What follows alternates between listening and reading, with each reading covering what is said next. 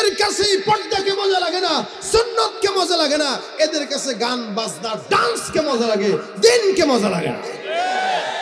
গানের কলি শুনি মোরা ফাইটা যায়, বুক ফাইটা যায়, এইভাবে গাইতে গাইতে জাহান্নামে চলা যায়। এদের কাছে পর্দাকে মজা লাগে না, সুন্নতকে মজা লাগে না, এদের কাছে গান বাজনা ডান্সকে মজা লাগে, দিনকে মজা লাগে না। কেন? ছোটবেলা থেকেই তো ওটাই শিখে আসছে, ছোটবেলা থেকেই তো কোরআন শিখে নাই, দিন শিখে নাই, নামাজ শিখে নাই। যার কারণে নামাজের কথা বললেও মোটামুটি হাসি একটা দিয়া বলছে, হুজুর প্যান্টে তো সমস্যা আছে, কালকে পরবো না। আজীবন তার প্যান্টে সমস্যা, আজীবন তার লুঙ্গিতে সমস্যা। ছোটবেলায় প্যান্টে মুছে, এখনো প্যান্টে আর লুঙ্গিতে মুছে। এই জন্য আমি মাঝে মাঝে বলি, এদেরকে দোকান থেকে, ফার্মেসি থেকে বড় প্যাম্পাস কিনে দিবেন, অন্তত প্যাম্পাস পরে থাক, লুঙ্গিটা নাপাক করিস না।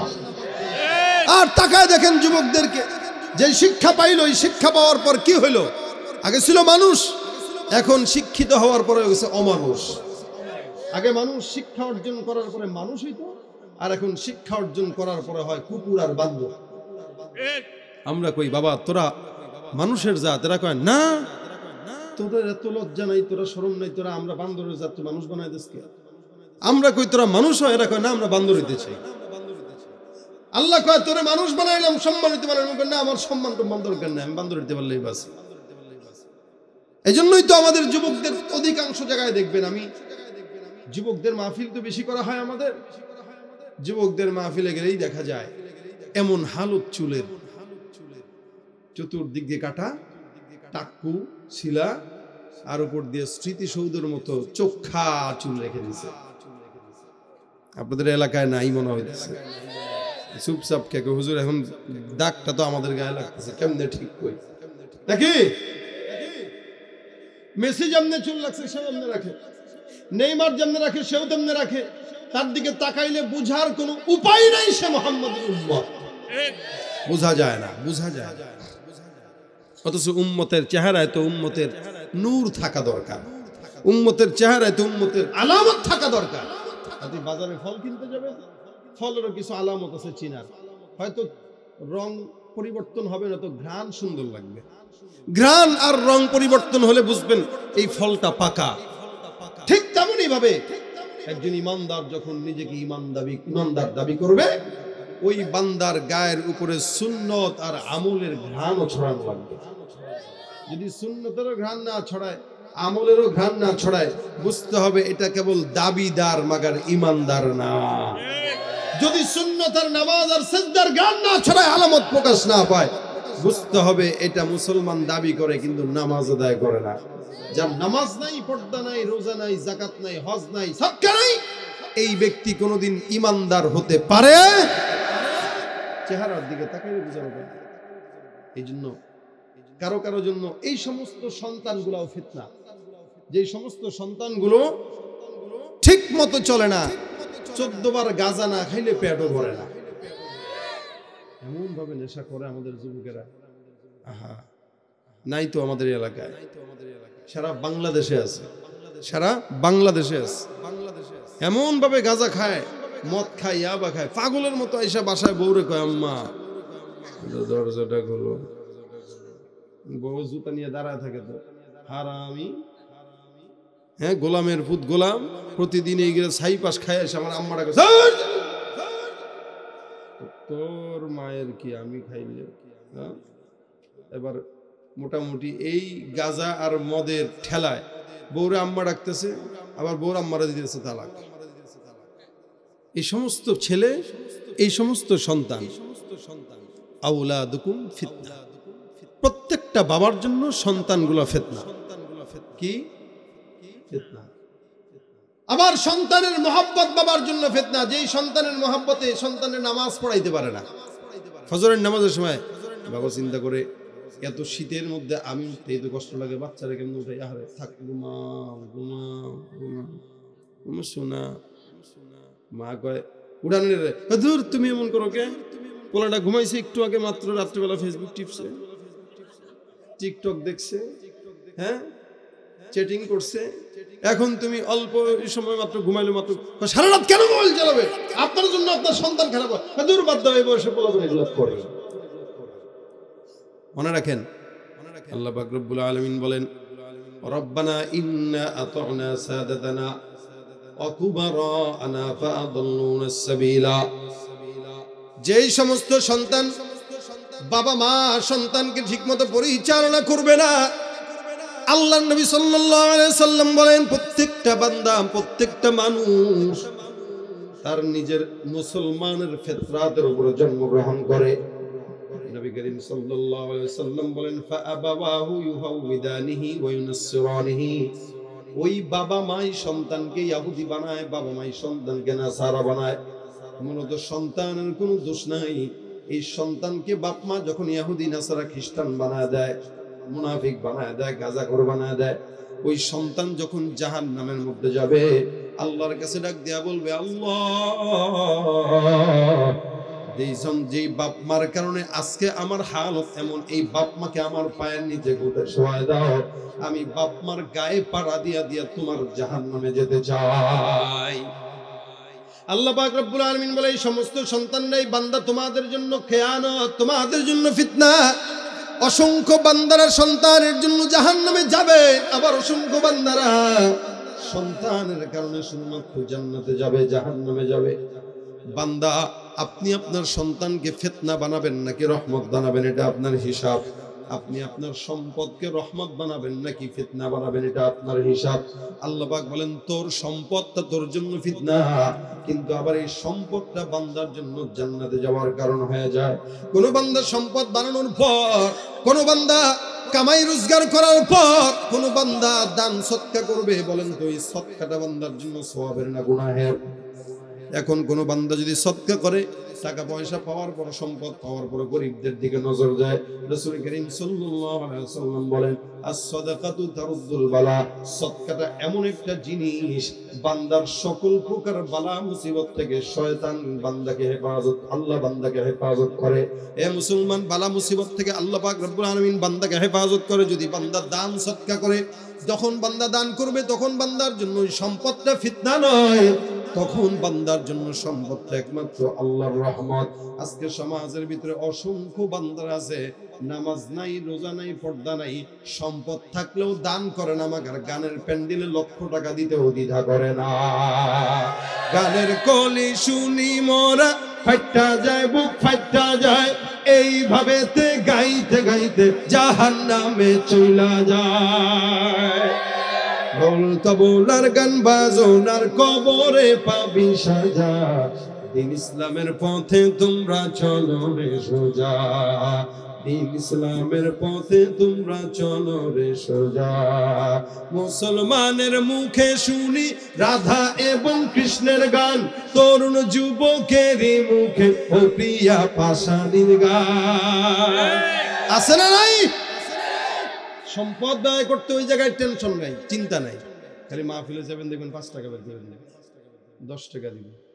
আরে বেটা, তোরা যুবক মানুষ, বেটা নাচানাচির অনুষ্ঠান করবি, নিয়ে আসবি যারা ডান্স পারে, এদেরকে লাগবে কত দেব, প্রয়োজনে মেয়েটা যেন সুন্দর হয়, এনে 1 লাখ দিলাম, যা লাগে আরো দিলাম। ওই জায়গায় সমস্যা নাই, এই জায়গায় দিতে গেলে সমস্যা। আল্লাহ বলেন, আমওয়ালুকুম ফিতনা। এই সমস্ত সম্পদ যেগুলো বান্দার গুনাহের কারণ, ওটা বান্দার জন্য ফিতনা, ঠিক কিনা বলেন? ইমাম হযরত আশরাফ আলী থানভী রাহমাতুল্লাহ আলাইহি চমৎকার একটা ঘটনা ওনারা কিতাবের ভিতরে বর্ণনা করেন। থানভী রাহমাতুল্লাহ আলাইহি লেখেন, ঈসা পয়গম্বরের জামানায় আল্লাহর পয়গম্বর ঈসা আলাইহিস সালাম কোন একটা জায়গায় যাচ্ছিলেন। খুব বুঝেন, ঘুম আসতেছে নাকি? না। কষ্ট হইতেছে? না। ঈসা আলাইহিস সালাম কোনো এক সফরের মধ্যে যাবেন, এমন সময় সফরের মধ্যে একজন লোক এসে বলে, হুজুর আমিও আপনার সঙ্গে যাব। আল্লাহর পয়গম্বর ডাক দেয়া বলেন, চলো। নিয়ে গেলেন, হাঁটতেছেন হাঁটতেছেন, কোন একটা জায়গায় বসলেন, ক্ষুধা লাগলো। আল্লাহর নবী ঈসা পয়গম্বর বলেন, ব্যাগের ভিতরে রুটি আছে, রুটিটা দাও একটু খাই। পয়গম্বর ঈসা আলাইহিস সালাম রুটি খাইলেন, 2টা রুটি, 3টার ভিতরে 2টা খাইলেন। একটা সুন্দর করে ব্যাগটার ভিতরে রেখে সামনে নালা ছিল, ঝর্ণার নালা, ওখানে যায় সুন্দর করে পানি খাইতে গেলেন। এদিক দিয়া যেই সফর সঙ্গী ছিল, চোর মার্কা সফর সঙ্গী, নিজেরও খিদা লাগছে, বলতে পারে নাই। আল্লাহর নবী ঈসা পয়গম্বরের ব্যাগ থেকে রুটিটা নিয়ে সুন্দর করে খেয়ে ফেললো। ঈসা আলাইহিস সালাম এবার আয়েশা কয়, ঠিক আছে চলো, যাবে যাবে যাবে যাবে, এমন সময় রুটি খাবে। এই বান্দা ক্ষুধা লাগছে, আবারও নাস্তাটা একটু বের করে একটু খেয়ে নেই। নাস্তা বের করার সময় তাকায় দেখে ব্যাগের মধ্যে আর কোনো রুটি নাই। কি করা যায়, রুটিটা কই গেল আমি জানি না, কে খাইলো আমি জানি না। আরে তুমি কি দেখো নাই বলে না, অথচ চোরটাই খাইলো। আল্লাহর পয়গম্বর ঈসাও কিন্তু জানে এই আকামরা এটাই করছে, কিন্তু স্বীকার করে না। এখন ঈসা পয়গম্বর কয়, আল্লাহর কসম কেবল তুই খাস নাই? কয় না হুজুর, আমি কি মিথ্যা কথা কম? আপনার মনে হয় আপনার রুটি চুরি করে খাবো, এটা কোনো কথা? আমি একটা ইমানদার মানুষ। দেখবেন কখনো চোর চুরি করার পর ডাক দেখা, আপনার মায়ের কসম, আমার মায়ের দুধের কসম, বলে কি বলে না? কসম খেয়াও মিথ্যা কয়। আল্লাহর নবী ঈসা পয়গম্বর সুন্দর করে এবার যাচ্ছেন জঙ্গলের মাঝখান দিয়ে। হঠাৎ করে সামনে তাকায় দেখে দুইটা হরিণ। একটা হরিণ কোনি শিকার করলো, শিকার করার পর জবাই করে এই জায়গায় খানা দানা করলেন। খানা দানা করার পর হাড্ডিগুলো এক জায়গায় রাখলেন, রেখে বলতেছে, আল্লাহর হুকুমে এই সমস্ত হাড্ডিগুলো আবার তোরা হরিণ হয়ে যা। আল্লাহ পাক রব্বুল আলামিন ঈসা পয়গম্বরের দোয়া কবুল করে ওই হাড্ডিগুলো একসঙ্গে যখন সবগুলো হাড্ডিগুলো একসঙ্গে আবার হরিণ হয়ে গেল, আল্লাহ পাক বানায় দিলেন। এটা হলো নবীর মুজিজা। আল্লাহ পাক এমন এমন জিনিস মুজিজা নবীদেরকে দিতেন, পয়গম্বররা যেই মুজিজাগুলো নিয়ে অসংখ্য উম্মতদেরকে ঈমানদার বানায় দিতেন। এবার ঈসা পয়গম্বর ডাক দিয়ে বলতেছেন, এ বান্দা, এই যে আল্লাহ পাক রব্বুল আলামিনের দয়ায় যে মুজিজাটা মাত্রই তুই দেখলি, বলতো এই মুজিজার কসম। ওই আল্লাহর কসম, যে আল্লাহ একটা মরা হরিণ থেকে আবার আল্লাহ পাক সেটাকে জিন্দা বানায় দেয়, বল দেখি তুই রুটিটা খাইছিস কিনা। সূরা কয়, হুজুর আপনারা যে আমার এত কসম খাওয়াইতেছেন, আমার কোনো বিশ্বাস নেই, আমি খাই নাই তো বলছি। আচ্ছা ঠিক আছে চল। আবার সামনের দিকে আগায় যায়, প্রতিমধ্যে একটা ছোট্ট নালা। এই নালাটার সামনে আসলেন আল্লাহর নবী ঈসা। বান্দার হাতটা ধরে কয়, চল ওই পারে যাব। বেচারা কয়, হুজুর কেমনে? নৌকাও নাই, অন্য কোনো কিছু নাই। নবী বলেন, হাত ধরে হাট, আল্লাহ পাক রব্বুল আলামিন আমাদেরকে আসান করবেন। আল্লাহর নবী ঈসা পয়গম্বর বান্দাটাকে হাত ধরে পানির উপর দিয়ে হাঁটা শুরু করেছেন। আল্লাহ পাক আল্লাহর নবী ঈসাকে সুন্দর করে অন্য জায়গায় আবার নিয়ে গেলেন। পানির উপর দিয়ে হেঁটে সুন্দর করে পার হয়ে গেলে এবার বান্দাকে ডাক দেয়া বলতেছে, বান্দা বলতো দেখি, যেই মালিক আমাদেরকে কুদরত দিয়া রহমত দিয়া এই নদীটা পার করছে, খালটা পার করছে, ওই মালিকের কসম খায় বল তুই রুটিটা খাইছিস কিনা।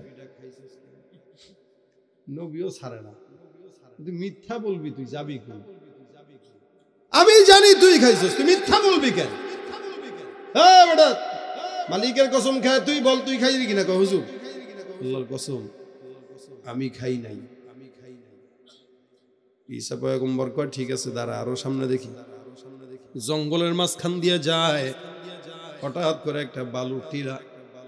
আল্লাহর নবী ঈসা পয়গম্বর সুন্দর করে বালুর টিলা থেকে এরকম ভাবে তিনটা বালুর টিলা করলেন একসঙ্গে তিনটা বালু দিয়া সুন্দর করে জমাট বাঁধাইলেন, তিনটা তিন জায়গায়, এখানে একটা, ওখানে একটা, এখানে একটা। আল্লাহর নবী ঈসা ডাক দেয়া বলে, হ্যাঁ তুই তো রুটি খাস নাই, ঠিক আছে, এই যে একটা আমার, একটা তো আরেকটা যে রুটি খাইছে তার, আল্লাহ তুমি এই সমস্ত বালুর স্তূপগুলোকে স্মরণে রূপান্তরিত করে দাও। নবী ঈসা পয়গম্বর যখন দোয়া করলেন, আল্লাহ পাক কুদরত দেখাইতে যায় ঈসা পয়গম্বরের দোয়ায় বালুর ঢিবিগুলো সুন্দর করে স্বর্ণ রূপান্তরিত করে দিয়েছেন। বালুর চাকা তিনটা স্বর্ণ হয়ে গেল। একটা স্বর্ণ আমার, একটা স্বর্ণ তোর, আরেকটা স্বর্ণ চোরে। চোর মনে মনে কয়, এখন তো স্বীকার করা দরকার। হুজুর কিছু মনে করেন না, ডরে তখন কইছিলাম আমি খাই নাই, কিন্তু আপনি যখন পারি টানতে গেছেন কি করুন, হয়তো খিদা লাগছে হুজুর, সহ্য করতে পারি নাই, খাইলেছিলাম। হুজুর দয়া করে, আপনি তো বলছেন যে এই জিনিসটা একজন চুরি করছে এই বান্দার, আমি তো সেই চোর, দয়া করে ওইটাও আমারা দিয়ে দেন। চিন্তা করছেন কি লোভ সম্পদের। মানুষের তো এরকম লোভী থাকবে। আস্তে আস্তে স্বর্ণ সম্পদ যা কিছু আছে মানুষ এগুলোর পিছনে ঝুঁকতেছে এবং নিচ্ছেও। সম্পদের মোহে পড়েই মানুষ যত সন্ত্রাসী, চাঁদাবাজি, দুর্নীতি যা আছে সবগুলোর জন্যই তো। বেচারা স্বীকার করে নিল। আল্লাহর নবী ঈসা ডাক দিয়া বলে, হ্যাঁ বান্দা, আমার এখানে স্বর্ণের কোনো দরকার নাই, এই স্বর্ণ যতগুলো আছে সবগুলো আমি তোরে দিয়ে দিলাম। বেচারা তো এবার খুশি, কারে কয়, ওরে খাইছে, এতগুলো স্বর্ণ পেয়ে গেলাম, চুরি যদি না করতাম তাহলে তো পাইতাম না।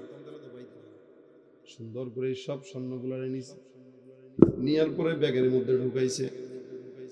নবী ঈসা ডাক দেয়া বলতেছেন, যা যা, আর আমার সঙ্গে থাকবি না, তোর চেহারাও দেখতে চাই না, ছায়াও দেখতে চাই না, সব সরে ঘরের সব, তাড়াতাড়ি যা, লোভী।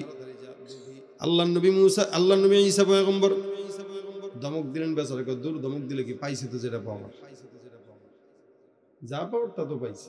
ডাকাইতরা অনেক সময় হুজুরগরেও ধরে, বুজুর্গদেরকেও ধরে, আল্লাহ ওলাদেরকেও ধরে, নামাজিদেরকেও ধরে। নামাজি যতই কেউ, এই তোরে কিন্তু বদয়া দিলেন, হুজুর বদয়া দিলে দেন, আমার সম্পদ তুমি পাইছি, মনে করে সম্পদেই সব। এই দেশে যারা ঘুষ খায়, দুর্নীতি করে, কলমের খোঁচা দিয়া, আপনি তাকায় দেখেন একটা দুর্নীতিবাজ ঘুষখোর শান্তিতে নাই। সে মনে করছে একটা খোঁচা দিয়ে নিতে পারলেই বাঁচি, কিন্তু নেওয়ার পরে ওই বিবির যে অসুস্থতা, ওইটা ঠিক করার জন্য সিঙ্গাপুরের বছরে 10 বার দৌড়ানো লাগে। কেন লাগে? মানুষের টাকা দিয়া বিবিরে যে গয়না কিনে দিছে, ওইটা গয়না না, ওইটা রক্ত কিনে দিছে, রক্ত। চান্দাবাজি কইরা, ঘুষ খায়া, সুদ খায়া যে টাকা কামান, ওই টাকা কোশ্চিন গেলেও আপনার শান্তির কোনো কারণ হতে পারে না। সম্পদ তো সবারই আছে, শান্তিতে আছে কজন? কিন্তু আপনার সম্পদ নাই। আপনি রিক্সা চালান, আপনি ভ্যান চালান, আপনি আপনার নিজের নফসকে জিজ্ঞাসা করেন আপনি কি সুখে আছেন কিনা। দেখবেন কোটিপতির চাইতে আল্লাহ পাক আপনাকে অনেক বেশি দ্বিগুণে শান্তি দান করছে। কেন দিছে? আপনার কোনো ঋণ নাই, আপনি যা মন চায় খাইতে পারেন, কোনো সমস্যা নাই। বড় লোক টাকা কামায় ঠিকই খাইতে পারে না, কোটি কোটি টাকা কামায়, কিন্তু মসজিদের ইমামটারে প্রত্যেক সপ্তাহে জুমার দিনে দাওয়াত দিয়ে গোস্ত খাওয়ায়। আল্লাহ কয় এরকমই হবে, তুই কামাবি কুকুরের মতো জিব্বা বাড়ি করে করে, আর খাওয়ামু সব ইমাম আর মুয়াজ্জিন আর খাদেমদেরকে। এই জন্য প্রত্যেক জুমায় ইমাম সাহেব, মুয়াজ্জিন সাহেব, খতিব সাহেব, খাদেম সাহেব, এদের দাওয়াত থাকেই। গোস্ত রান্দা ঠিকই, আল্লাহ খাইতে দেয় না। কেন দেয় না? অ্যালার্জির সমস্যা। এই জন্য শাক খাওয়া লাগে অথবা সবজি খাওয়া লাগে, তাও চাইনিজ সবজি, যেটার ভিতরে কোনো মজাই নাই। চা খাইতে পারবি না, কারণ চিনি দিতে পারবি না, কারণ মিষ্টি আমার রসুলের পছন্দ ছিল। আল্লাহ রসুলের যে জিনিস পছন্দ, ওইটা আমি আল্লাহ তোর কপালে রাখি নাই। কামায় তো অনেক, খাইতে তো পারে না। রিক্সাওয়ালারে কি দিয়ে দিবেন? ভাত কি দিবেন? লোহা দিবেন, এটাও সবাই খাইবে। খালি কিছু দরকার নেই, এক বলে ভাত দেন, পানি দিয়ে দেন, একটা কাঁচা মরিচ আর একটা পেঁয়াজ। ওরে বাপরে, কি মজার খাবার! দেখলে আমগুই খাইতে মন চায়। কি মজা করে জানি খাইতে, খচ খচ খচ খচ করে আওয়াজও করে, খায় কি জোরে। খাওয়ার পর গায়ে শক্তিটা কি দেখেন। এই রিক্সাওয়ালা যদি এই কোটিপতির একটা ধাক্কা দেয় যাবো মক্কায়, কি বলেন ঠিক না? হালালের শক্তি আলাদা, হারামের শক্তি নাই, মজাও নাই, শান্তিও নাই। এই জন্য যারা হারাম কামায় এদেরকে জিজ্ঞাসা করবেন দিন শেষে, রাত্রেবেলা এসি রুমে এসি ছেড়ে ঘুমায়, আপনি মনে করেন বাপরে বাপ কি বললো, কি আরাম গো, এসি আছে, গাড়ি আছে, আমার যদি থাকতো। ওই বেটার ঘরের ভিতরে যায়, দেখ বোর লাগে প্রতিদিন দ্বন্দ্ব লাগে 14 বার। বোর পিটান খায়, তারপরে ঘরে ঢুকে না সহজে। এরপরে কই এই বউ যে পিটাইছে, বউ যে ধমক দিছে, রাগটা কোন জায়গায় ঝাড়বে? মসজিদের ইমাম আর মুয়াজ্জিনের কাছে যায় ঝাড়ে। এখন সম্পদ থাকলেই মানুষ সুখে থাকে না। সম্পদটা কোনোদিন মানুষের সুখের কোনো চাবিকাঠি হতে পারে না। সম্পদ নাই, হালাল ভাবে রুজি রোজগার করেন, রিক্সা চালায় খান, আল্লাহ পাক দিলে যে শান্তি দিবে, এই শান্তি কোটি টাকা কামায়ও শান্তি পাবে না। রাস্তার পাগলাও ঘুমায়, কোটিপতিও ঘুমায়, কোটিপতির ঘুমই হয় না, বড়ি খাওয়া লাগে। আর পাগল ঘুমায়ও আবার স্বপ্নও দেখে। তাও কোন জায়গায় ঘুমায়? রেল স্টেশনের পাশে ঘুমায়। বেচারা এবার সুন্দর করে 3টা স্বর্ণের বার নিয়ে হাঁটা দিছে। দেখেন চোরের উপরে বাট পারাছানা নাই, রাস্তা দিয়ে হাঁটে। হঠাৎ করে একজন ডাকাত ধরছে, 2টা ডাকাত সামনে বসে, কই যাস দেখি, ব্যাগ বের কর, ব্যাগ বের কর। ভাই ভাই ভাই ভাই কিছু নাই ভাই, বালি বালি, বাড়ি কর, তাড়াতাড়ি বাড়ি কর। সুন্দর করে ব্যাগটা খুলে ভিতরে তাকা, দেখে সোনা। ভাই ভাই তুই এত স্বর্ণ পাইলি কই? এই বেটা পাইলি কই স্বর্ণ, তাড়াতাড়ি দে, নাহলে দিলাম। ভাই ভাই ভাই মারামারি করেন না, আমার শক্তি টক্তি নাই, এখানে 3টা ভাগ আছে, আমি একটা, আপনি একটা, আরেক ভাই একটা, বসেন আমরা গল্প টল্প করি, তাও মাইরেন না। না না সব আমার, না ভাই প্লিজ প্লিজ এমন করেন না, খুব কষ্ট করে আনছি, বসেন। বসছে 3জন বসার পর একজন কয়, এই লোকটাই একজনের ডাক দেয়া করতেছে, ভাই আমরা একটু এখানে সলা পরামর্শ করি, একটু নাস্তা খান, চা খান, মানে ডাকাতরে একটু ভাও দিতেছে, কোনো মতে নিজেদের সঙ্গে বাটপারি করে পাওয়া যায়। একজন কয়, তুমি একটু বাজার থেকে কিছু মজার জিনিস নিয়ে আসো, তারপরে আমরা এখানে 2জন মিলে আসি, তুমি আসবা, 3জন মিলে পেট ভরে খাবো, তারপরে এখান থেকে বিদায় হবো।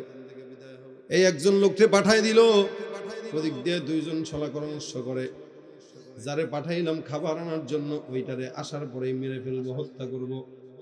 3 ভাগটাকে একসঙ্গে করে, এটারে অর্ধেক আমি আর অর্ধেক তুমি, তাহলেই তো কিছু স্বর্ণ বেড়ে গেল। আর যেটা খাবার আনতে গেছে ওইটারে ফিনিশ, ওইটার দরকার নাই বাসার, এটা কি করবো স্বর্ণ দিয়া? আবার এদিক দিয়া যেটা একা একা গেল খাবার আনার জন্য, এটা মনে মনে কয়, আরে খাবার তো আনার জন্য আসলাম, একটু যদি খালি বিষটা মিশাই দিতে পারি, আমি আগে খাবো না, ওদেরকে খাওয়াবো, তারপরে ওরা খাবে, মরবে, সম্পদ সবগুলো আমার। দেখেন তো, এদিকে একজন যে চিন্তা করছে, ওদিকে 2জনে একই চিন্তা করছে।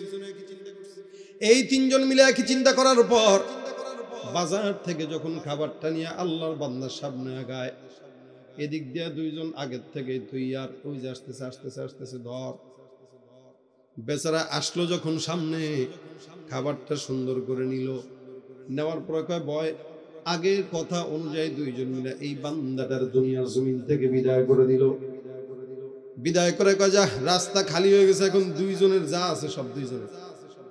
এদিক দিয়ে ভালো মতো খাবার খায়, খাবারের ভিতরে ছিল কি? বিষ। 2জন মিলে পেট ভরে খাইলো, ডেকর দিল, মরে গেল।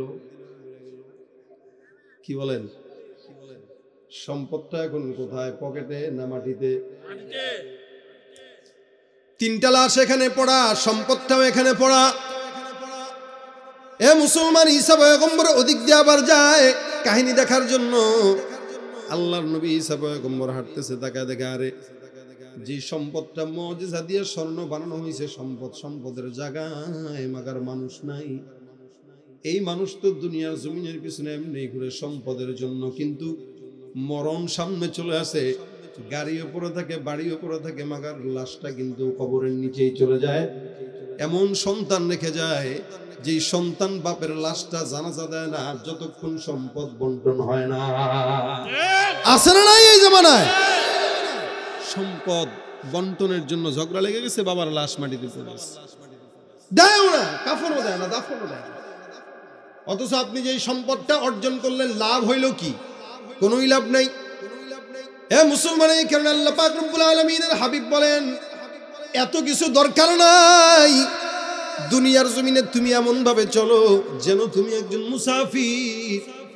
একজন বান্দা মুসাফির হালতে যেমন থাকে, হালকা থাকে, চলাফেরা করে, বেশি জিনিস নেয় না, একটা জামা, একটা পায়জামা, একটা লুঙ্গি নেয়। তুমিও মুসাফির হালতে এমন ভাবে চলো, কুন ফিদ দুনিয়া কান্নাকা গরীব আও আবিরু সাবিল।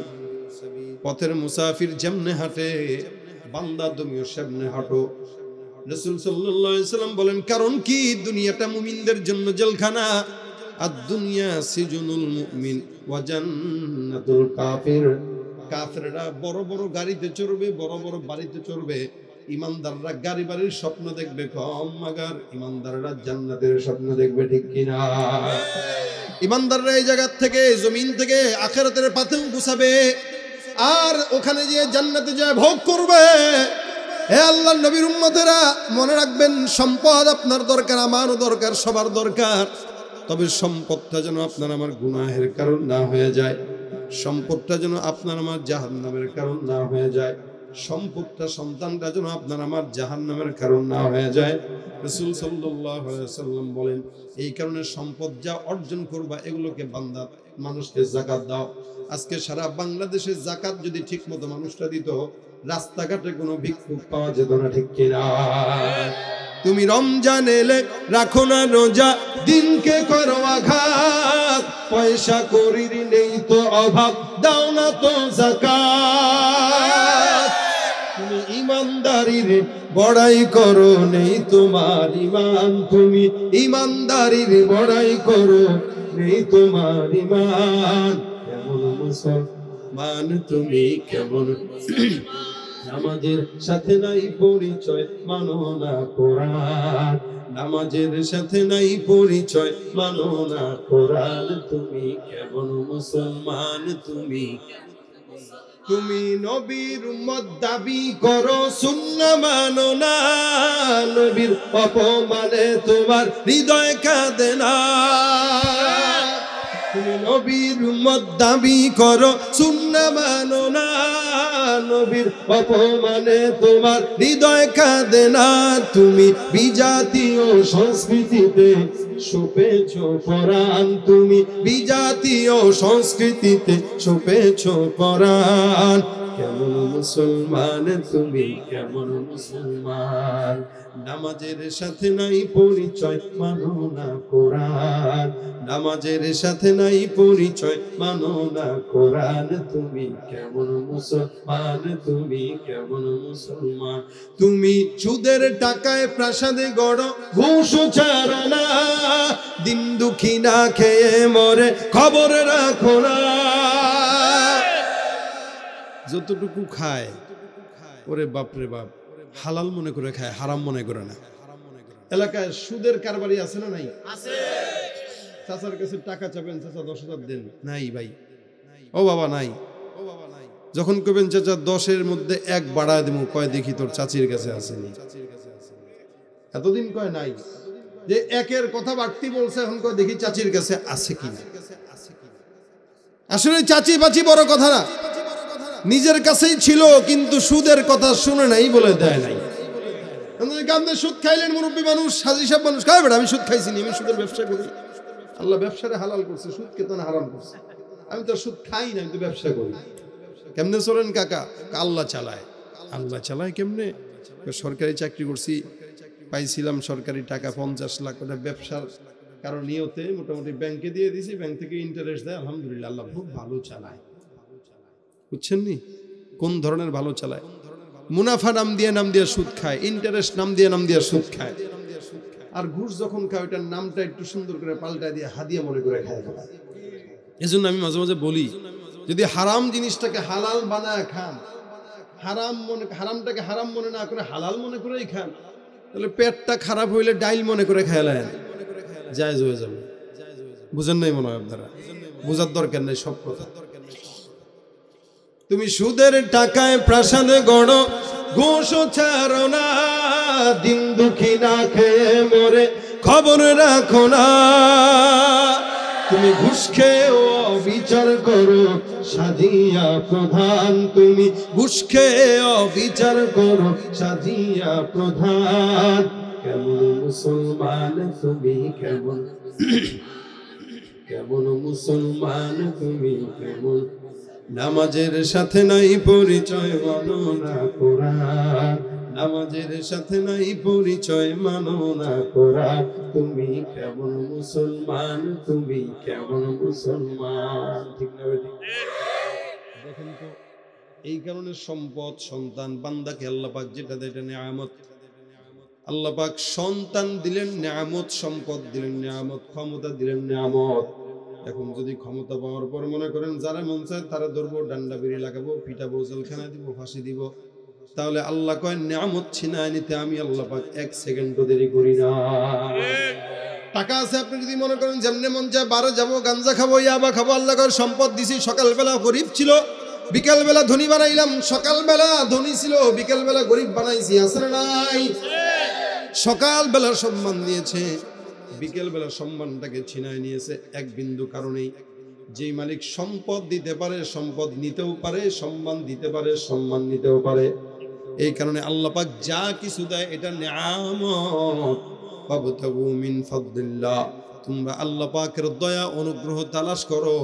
অনুগ্রহ আল্লাহ পাক দেওয়ার পরে সেটাকে যদি আপনি ভালো কাজে লাগান তাহলে সেটা বেড়ে যায়, আর যদি খারাপ কাজে লাগান তাহলে আমার আল্লাহ কয় কবরের অপেক্ষায় থাক, ডান্ডা বেরি যতগুলো আছে সব পড়ানোর অপেক্ষায় থাক। এই জন্য ভাইরা আমার, নবী করিম সাল্লাল্লাহু আলাইহি ওয়াসাল্লামের হাদিস অনুযায়ী এমন ভাবে দুনিয়াতে চলবেন যেন আপনি মুসাফির। আপনার দুনিয়ায় আসলেন আপনি সাময়িক সময়ের জন্য। কেউ যদি এখান থেকে কক্সবাজারে যায় প্রোগ্রামের জন্য অথবা ঘোরার জন্য, ঘরের সমস্ত আসবাব কিন্তু নিয়ে যায় না, 2 দিনের জন্য যায়। একটা জামা, একটা গেঞ্জি, একটা গামছা, একটা প্যান্ট, এটা নিয়েই তারপরে চলে যায়। কয় ভাই আরো বেশি নাও না কেন? বলে বেশি নিলে সফরের মধ্যে কষ্ট, বোঝাও বেশি, এগুলো ম্যানেজ করাও কষ্ট।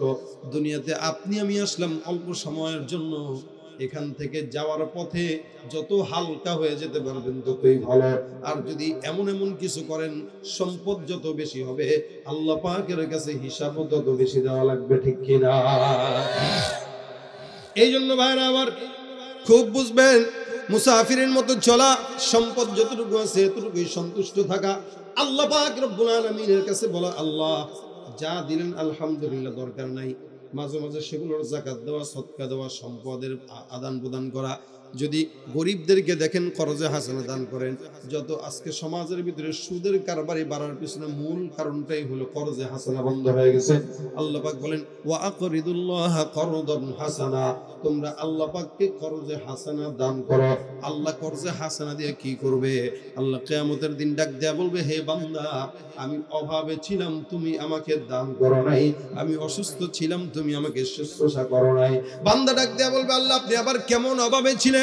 আল্লাহ পাক ডাক দিয়া বলবে, এলাকার মধ্যে এমন গরিব মানুষ যেই সমস্ত বান্দারা অভাবে ছিল, অভাবের তাড়নায় দুনিয়ার জমিন থেকে কত কষ্ট করে গেল, তুমি কোনোদিন তাদেরকে দান করো নাই।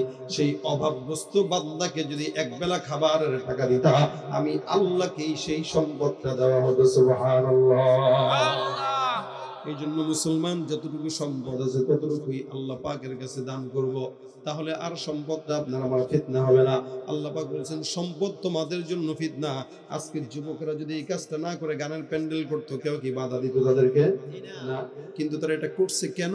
তার মানে এই যেই জিনিসটা তাদের জন্য ফিতনার আশঙ্কা ছিল, ওই জিনিসটা এখন রহমত হয়ে গেছে।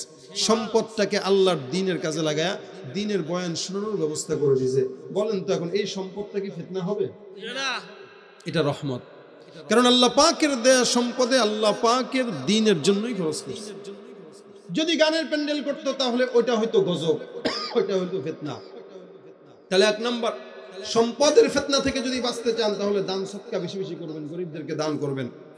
ওইটা ফিতনা হবে না, ওইটা আপনার নাজাতের উসিলা হবে। 2 নাম্বার, সন্তান হলো ফিতনা। কোন বান্দার সন্তান থাকার পরে সন্তানকে যদি দ্বীনের রাস্তায় শেখান, মাদ্রাসায় ভর্তি দেন, আলেম বানান, হাফেজে কোরআন বানান, তাহলে ওই সন্তান ইনশাআল্লাহ কোনো ফিতনার কারণ হবে। আমাদের সন্তানগুলো ফিতনার কারণ হয় যখন আমরা এদেরকে শিক্ষিত করতে পারি না। আর বর্তমান যে শিক্ষা ব্যবস্থা, এই শিক্ষা ব্যবস্থা যদি পড়ান বান্দর হওয়া ছাড়া কোনো উপায় নেই। এই শিক্ষা ব্যবস্থায় যদি পড়ান নাস্তিক হওয়া ছাড়া কোনো উপায় নেই। এই কারণে এই শিক্ষা ব্যবস্থার থেকে বাঁচানোর জন্য হলে অন্তত মাদ্রাসায় দেওয়া দরকার। তাহলে আর সন্তান ফিতনার কারণ হবে না, যেহেতু আওলাদুকুম ফিতনা বলছে। এই আওলাদদেরকে দ্বীনি শিক্ষা শিক্ষিত করেন, কোরআনের শিক্ষা শিক্ষিত করেন, নামাজ শিক্ষা দেন, রোজা শিক্ষা দেন, জিকির শিক্ষা দেন, চুল কেমনে কাটবে সেটাও শিক্ষা দেন। নয়তো সন্তানও আপনার জন্য ফিতনার কারণ হবে, জাহান্নামের কারণ হবে। আমাদের তো জামানা চলেই গেল, আমাদের জামানা তো আস্তে আস্তে শেষই হয়ে যাচ্ছে। যারা আসতেছে আমাদের সন্তান, ওরা কি নিয়ে বাঁচবে আল্লাহ মাহফুজ জানে। যেই ফিতনা দিন দিন যত যাচ্ছে বাড়তেছে, যত জামানা সামনে আগাইতেছে ফিতনা বাড়তেছে। জানি না আমাদের সন্তানরা কি ফিতনা পায়। আল্লাহ পাক আমাদের সন্তানদেরকে যেন ফিতনার মধ্যে না পড়ায়, জোরে বলেন। আল্লাহ পাক আমাদের সম্পদগুলোকে যেন ঈমানের পথে খরচ করার তৌফিক দান করে, বলেন আমিন। এই সম্পদ আর সন্তান এগুলোকে খুব গুরুত্বপূর্ণ সঙ্গে দেখবেন। যারা সম্পদ কামান, কোটি কোটি টাকা, লক্ষ লক্ষ টাকার ব্যবসা, এদেরকে বলি অবশ্যই সম্পদ পবিত্র করার জন্য যাকাত আদায় করবেন। এলাকায় গরিব থাকবে না ইনশাআল্লাহ। আর যাদের সন্তান আছে নিয়ত করে ফেলবেন, সন্তানকে ইঞ্জিনিয়ার, ডাক্তার, যা মন চায় বানাবো, কোনো সমস্যা নাই। তবে ইঞ্জিনিয়ার, ডাক্তার বানানোর আগে সন্তানটাকে হাফেজে কোরআন বানানো। কি বলেন, ঠিক না? যদি তাই না বানান, ইঞ্জিনিয়ার হবে কিন্তু রডের পরিবর্তে বাঁশ দিবে, ডাক্তার হবে চেম্বার খুলা জবাই করবে। আর যদি ইঞ্জিনিয়ার হয়, কোরআনের শিক্ষা থাকে, ডাক্তার হয়, কোরআনের শিক্ষা থাকে, ইনশাআল্লাহ মানুষের সেবা করবে। এজন্য সন্তানকে দ্বীনের রাস্তায় পড়াবেন, কোরআনের হাফেজ বানাবেন, দ্বীনের আলেম বানাবেন। এরপরে তাকে ইঞ্জিনিয়ার, ডাক্তার, পাইলট, যা মন চায় বানান, কোনো টেনশন নাই। এই সন্তান আপনাকে নিয়ে জান্নাতে যাবে। আল্লাহ পাক আমাদের সম্পদ এবং আমাদের সন্তান উভয়টাকে আল্লাহ পাক রব্বুল আলামিন যেন দ্বীনের রাস্তায় পরিচালনা করার তৌফিক দান করে, বলেন আমিন। এই 2 দিন ব্যাপী প্রোগ্রামের শেষ দিনের শেষ অধিবেশনে আল্লাহ পাক আমাদেরকে এই পর্যন্ত যাদেরকে বসাইছেন, আল্লাহ পাক প্রত্যেককে দিনদার, নেককার, পরহেজগার হিসেবে কবুল করুক, বলেন আমিন। যেই সমস্ত যুবক ভাইরা কষ্ট মুজাহাদা করে আজকের এই মাহফিলটার আয়োজন করেছে, আল্লাহ পাক এই যুবকদেরকেও কবুল করুক। আল্লাহ পাক এদের সকল বিপদ আপদ থেকে হেফাজত করুক। আল্লাহ পাক যেন এটার উসিলায় তাদেরকে নাজাতের ফয়সালা করে দেয়, বলেন আমিন।